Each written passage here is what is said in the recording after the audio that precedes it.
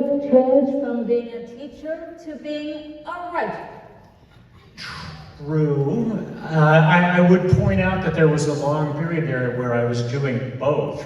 I was writing adult mystery novels while I was a full-time classroom teacher. And my students would always ask me, Mr. Riordan, you write books, you teach middle school, but you're not writing for middle school. What are you doing? And it took me a long time to realize they had a point. So after I wrote that bedtime story for my son, he said, you need to write that down. By the way, he tells me still to this day, the bedtime story was better than the version that I wrote down. Yeah. And that is the only version of The Lightning Thief he recognizes as legitimate. And there were big changes, apparently. I do not remember this, but he swears, in the original Lightning Thief story, Luke, the character, doesn't exist. Wow. I don't know what that means. But finally I wrote it down and it became the Percy Jackson series, and I drew on what I knew of teaching, and that's when I started doing school visits and promoting the books. But you know, I don't know that it's really that big of a change. I still feel like I'm a teacher. It's just that I have millions of you in my classroom, and I don't have to grade your homework. Yeah.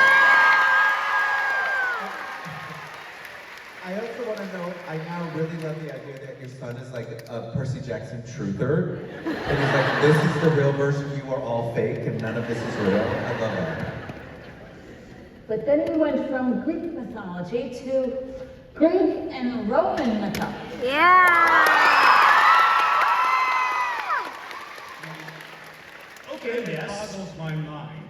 Why would you switch from Greek mythology to writing about those unimaginative thieves, the Romans? Yay. Okay, that's that's an opinion. I don't know, the Roman Empire has always been my Roman Empire, I guess. Yeah.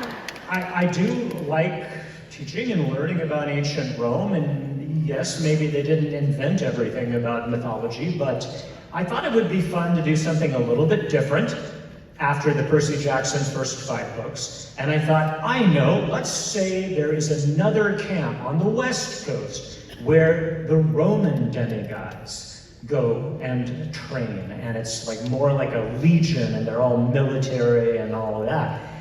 I decided to do a series with 7 main characters. It turns out 7 is a lot of main characters. But now that I've written them, I love them all. I can't imagine not having them in the world.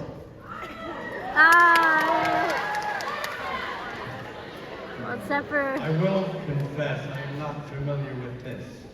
What I have to presume based on this slide is that those nice, honorable emperors conducted criminal trials of Mr. Sunshine. Now that, by the way, is a transcript that I would find very entertaining. So the Roman emperors are the big villains of this series.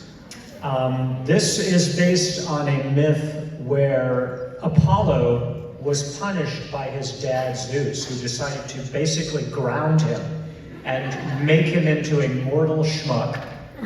And he has to find his way back to Mount Olympus. And I said, that's really funny. Let's do that again to Apollo.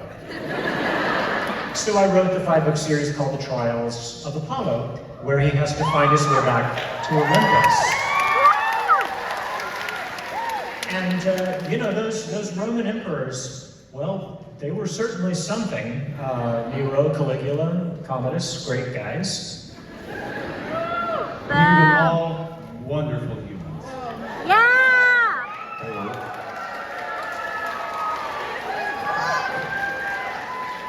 And then, you further changed, you started with the Platonic ideal of chiseled Greek gods. From there, Romans. From there, the antithesis, a hippo goddess. That is not a chiseled Greek god. Why would you go down that? There wasn't a lot of chiseling involved, no. That's Tawaret. Yeah, she's one of the Egyptian gods. By the way, did any of you see the Moon Knight series? I thought they did a really good job with Tawaret, but I digress. Yes, I like Egyptian mythology too. So I did a trilogy about Carter and Sadie Kane, brother and sister, who discovered that they are the descendants of Egyptian magicians, and they can create magic with a wand and hieroglyphs. The Egyptians were really incredible. They believed that magic was basically language, and that if you said a word, like the word cat, with enough conviction, or you wrote the hieroglyph for cat, that would actually come to life and become a cat. And the idea of language as magic, as a writer, I really, really like that. So that was this. I also will tell you, for the past 7 years, Becky and I have been talking about doing an adaptation. We've been working on it. It's taking a long time, but I don't want to jinx anything. I think we're getting closer.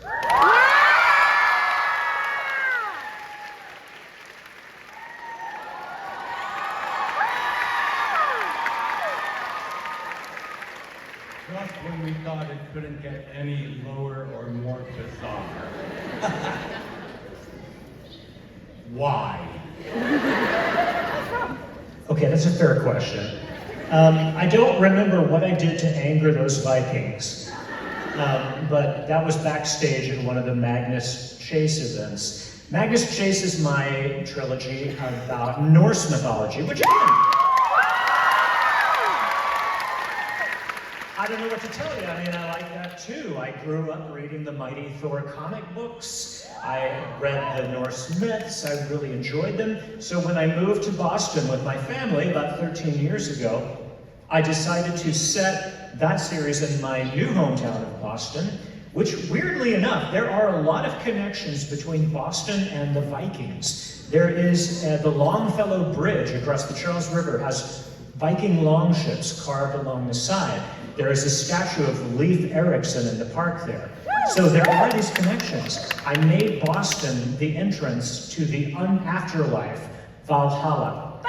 And the main character, Magnus Chase, who just coincidentally is Annabeth's cousin. So Magnus dies. That's not a spoiler, that's page 1. And he wakes up in Valhalla and he has to figure out how to navigate his life now that he's dead. I enjoyed it. Then you went off the deep end. By the way, that is Rick. I did not know that until like day 3 of this tour. That's actually Rick. Yeah, I'm a scuba diver. I really enjoy going in the water. I've dived, like in a lot of different places, the Caribbean, the Mediterranean, which by the way, the Mediterranean is cold. It's really cold. But my favorite place that I went diving in research for this book, which is it's basically my take on 20,000 Leagues Under the Sea. This is, the best place I dived was Iceland. It was also very dangerous. I was doing dry suit training. And in a dry suit, which is for really cold temperatures, you've got about 75 pounds of equipment, big steel tanks. You're wearing these like cooking mitts on your hands. And the instructor told me to go ahead and get in the water while he helped the other person get their gear on. So I stepped into this volcanic lake in Iceland. I did not realize that the bottom of the lake went like that. And so I took one step, and suddenly, with 75 pounds of equipment, I was like, I almost drowned until I remembered there was a convenient button on my vest that inflated me. So I did that, and they told me that was a great button. They told me after I got out that I should inflate it again, and this time I took no chances. I pressed the button a little bit too much, and the suit inflated until I looked like the Michelin Man. And then I had to walk back to the van going, It wasn't my finest moment. Interesting story. Relevant? I don't know. But next, we are back to Percy. But he's grown up.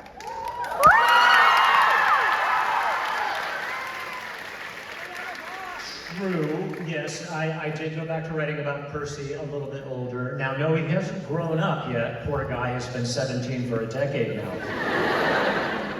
But when we started talking to Disney about possibly rebooting Percy Jackson as a television show, one of the things I told them is that if they were going to consider that, I might be willing to do new Percy Jackson books, like from his point of view, for the first time in whatever it was, 12 years. I had this idea for 3 books in which Percy's world-shattering quest would be trying to get into college. And he has to find recommendation letters for the gods.